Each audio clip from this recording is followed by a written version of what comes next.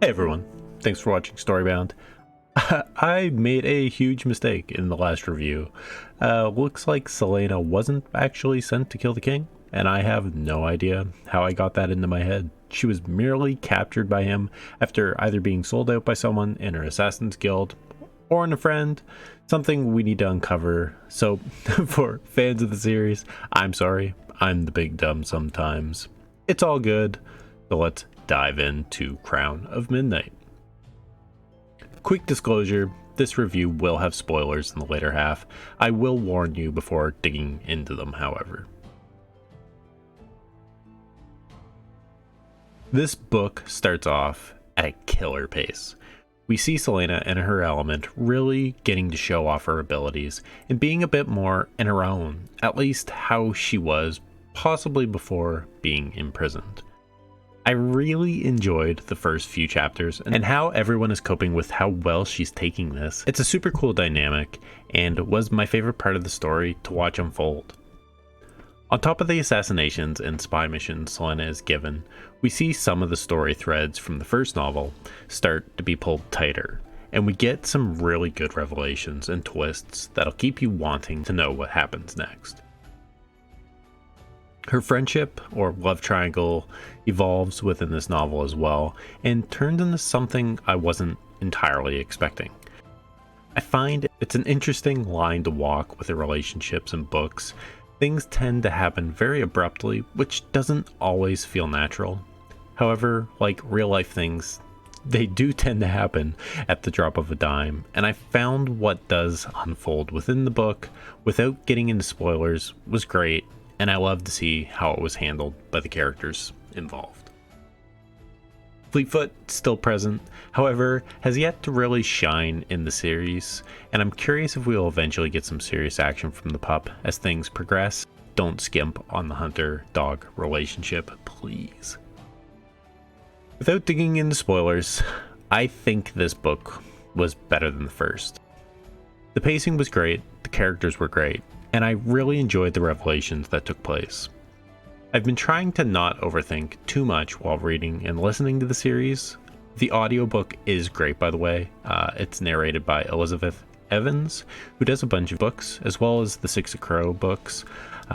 So check it out if you're into audiobooks. Either way, if you're somehow on the fence after book one, I highly recommend checking it out. Caelena really comes together as a character for me in this book, and I'm looking forward to how the story and its mysteries unfold as this world of magic, banned by a king who seems to have his fists dug deep into it.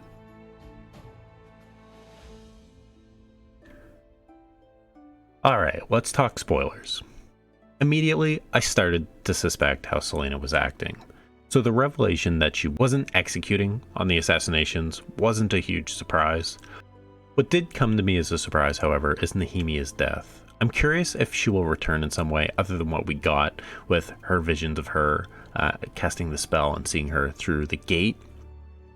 What was really interesting was the way this pushed Caelena and Chaol's relationship, based on him knowing there was threats to her life, him not helping, him not letting her know, and how that essentially tears apart what they have in the series.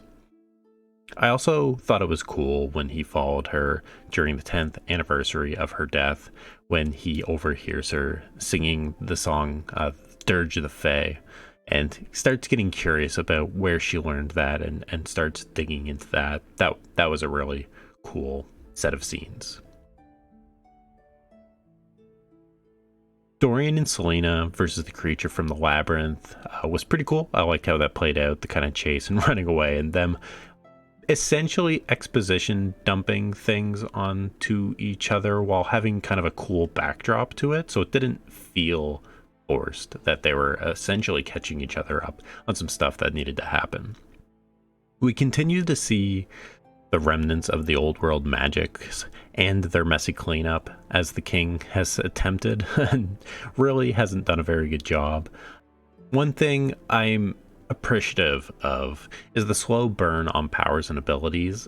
I really hope we don't enter like a power creep territory. I'm really enjoying the smaller scale magics so far, and the intimacy of the battles adds to the fear and kind of chaotic nature of these interactions and battles within the series. A lot of series tend to ramp up very quickly, and that's probably one gripe I would have with like a series like Stormlight Archives. I found there was a bit of a power creep there, which is a bit jarring at first. And I'm glad to see so far 2 books in, that's not the case here. Dorian's abilities are interesting to me, and I may have missed some things about his heritage, whether he's a bastard child or the results of some type of experiments of the king.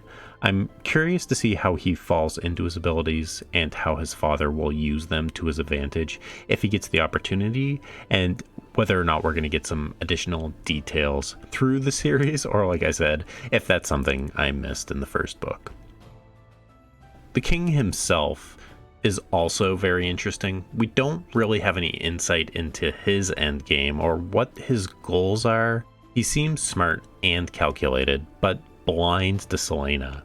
This could be plot armor, but it feels like he's enamored at the power and opportunity she presents to him, or it's totally possible that this is another ploy by the king and he's very aware of what's going on. At the end of the novel, we send Caelena off to Windland, and she whispers something into Chaol's ear, and after giving him a necklace, confessing her love to him, and that she will return, Chaol is taken away and eventually is able to confirm what he had feared. Caelena is the royal heir, and she's being sent to the one place where she could have allies against the king. If the tone of the story has told me anything, it's unlikely Windland is going to accept Caelena at face value, and there will be lots of obstacles in her way as she sails to the neighboring realm. Really looking forward to see how this all plays out.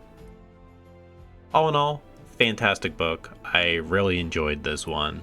It's a bit of a step up from the other one. A lot less of the kind of cliche things that didn't really hold the first one back, but were definitely present within it. Things like kind of the tournament and that sort of thing. But all in all, fantastic.